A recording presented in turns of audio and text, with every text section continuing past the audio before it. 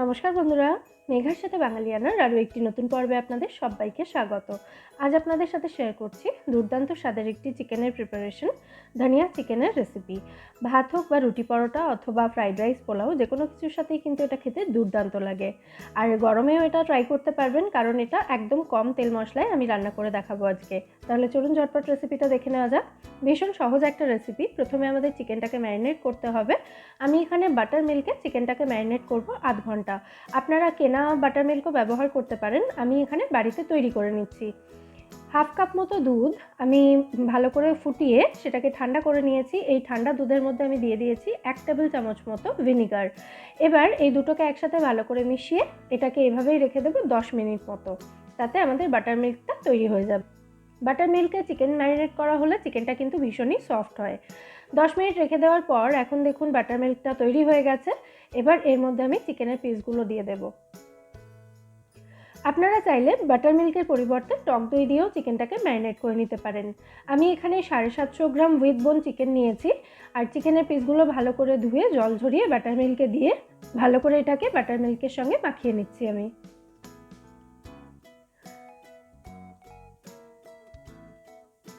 দেখুন চিকেনটাকে ভালো করে আমি বাটার মিল্কের সঙ্গে মিশিয়ে নিয়েছি। এবার এটাকে ঢাকা দিয়ে রেখে দেবো আধ ঘন্টা মতো। আধ ঘন্টা পর এবার শুরু করছি আমি মেন রান্নাটা। একটা কড়াই গরম করে তাতে আমি 2 টেবিল চামচ সর্ষের তেল দিয়েছি। তেলটা ভালো করে গরম হয়ে গেলে ওর মধ্যে দিয়ে দিয়েছি আমি দুটো মাঝারি সাইজের পেঁয়াজ কুচি। পেঁয়াজের কালারটা চেঞ্জ হয়ে যাওয়া পর্যন্ত পেঁয়াজটাকে ভেজে নিতে হবে। যতক্ষণে পেঁয়াজটা ভাজা হচ্ছে আমি রান্নার জন্য একটা মশলা তৈরি করে নেব। আমি এখানে 15-16 কোয়া মতো রসুন নিয়েছি, আর নিয়েছি স্বাদ মতো কাঁচা লঙ্কা। এই রসুন আর কাঁচা লঙ্কাটা একসাথে বেটে নেব। এদিকে দেখুন পেঁয়াজটাও ভাজা হয়ে গেছে। এবার আমি এর মধ্যে বাটার মিল্কে ম্যারিনেট করে রাখা চিকেনের টুকরোগুলো দিয়ে দিলাম। দিয়ে চিকেনটাকে মাঝারি আঁচে রেখে ভালো করে ভেজে নেব। প্রথমে গ্যাসের ফ্লেমটা কম রাখলে কিন্তু চিকেন থেকে জল বেরোতে শুরু করবে। আমাদেরকে গ্যাসের ফ্লেমটা মাঝারি রেখে চিকেনটাকে অনবরত নাড়াচাড়া করে ভালো করে ভেজে নিতে হবে। দেখুন বাটার মিল্কটা কিন্তু অনেকটাই শুকিয়ে এসেছে কিছুক্ষণ এটাকে নাড়াচাড়া করার পর। এইভাবে আরও কিছুক্ষণ চিকেনটাকে ভেজে নেব। মোটামুটি 10 থেকে 12 মিনিট মতো চিকেনটাকে আমাদের ভেজে নিতে হবে। দেখুন চিকেনের কালারটা পুরোপুরি চেঞ্জ হয়ে গেছে। এবার এর মধ্যে যে রসুন কাঁচা লঙ্কাটা আমি বেটে রেখেছিলাম সেটা দিয়ে দেব। এই রান্নায় কিন্তু আদা ব্যবহার করব না। রসুন কাঁচা লঙ্কা বাটাটা দিয়ে এটাকে খুব ভালো করে নাড়াচাড়া করে আবার ভেজে নেব, যতক্ষণ না রসুনের কাঁচা গন্ধটা চলে যাচ্ছে। মিনিট দুয়েক এটাকে এভাবে নাড়াচাড়া করতে থাকতে হবে। আর এই সময় কিন্তু আমি গ্যাসের ফ্লেমটা কমিয়ে দিয়েছি, মানে এটা লো ফ্লেমে রেখেছি।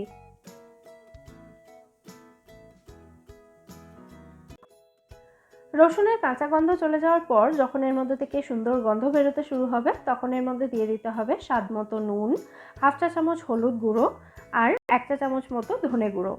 ব্যাস, আর কোনো মশলা কিন্তু এই রান্নার প্রয়োজন নেই। এবার একদম লো ফ্লেমে রেখে এই সমস্ত উপকরণ একসাথে ভালো করে মিশিয়ে নিতে হবে।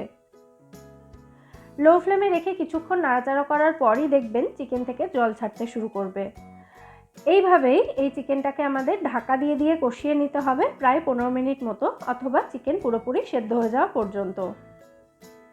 দেখুন চিকেন থেকে অলরেডি জল ছাড়তে শুরু করেছে। এবার আমি এটাকে ঢাকা দিয়ে দিলাম। তবে অবশ্যই মাঝে মধ্যে এটাকে নাড়াচাড়া করে দিতে কিন্তু ভুলবেন না, তা না হলে কিন্তু চিকেন নিচ থেকে পুড়ে যাওয়ার চান্স থাকবে। প্রায় 15 মিনিট আমি এটাকে রান্না করে নিয়েছি একদম লো ফ্লেমে রেখে। এখন দেখতেই পাচ্ছেন চিকেন হাত থেকে ছাড়তে শুরু করেছে, মানে চিকেনটা কিন্তু সেদ্ধ হয়ে গেছে। আবার একবার ভালো করে এটাকে নাড়াচাড়া করে দিলাম। এবার এর মধ্যে দিয়ে দেবো আমি ধনেপাতা বাটা। আমি এখানে 50 গ্রাম মতো ধনেপাতা ভালো করে ধুয়ে গোড়াগুলো বাদ দিয়ে একটা মিক্সার জারে রেখেছি। সেই ধনেপাতাটা সামান্য একটু জল দিয়ে বেটে আমি চিকেনের মধ্যে দিয়ে দিলাম। চাইলে ধনেপাতার সঙ্গে সামান্য একটু পুদিনা পাতাও আপনারা এখানে বেটে দিতে পারেন, তাতেও কিন্তু খুব ভালো ফ্লেভার আসবে। খুব ভালো করে এটাকে আমি মিশিয়ে নিচ্ছি। তারপর কড়াইটাকে আবার ঢাকা দিয়ে একদম লো ফ্লেমে রেখেই এটাকে রান্না করে নেব আরও 5 মিনিট মতো। 5 মিনিট হয়ে গেছে, আমি এবার ঢাকনাটা খুলে দিলাম। এবার দুটো কাঁচা লঙ্কা আমি মাঝখান থেকে ভেঙে এখানে দিয়ে দিলাম, যাতে ধনেপাতার সাথে কাঁচা লঙ্কার ফ্লেভারটাও আসে।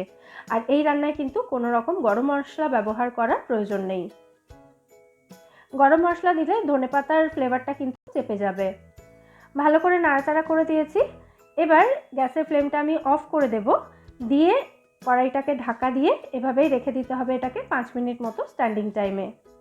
চিকেনটাকে তার আগে আরও একবার আমি চেক করে নিয়েছি। গ্যাসের ফ্লেমটা আমি এই সময় অফ করে দিয়েছি। এবার এটাকে ঢাকা দিয়ে দিচ্ছি।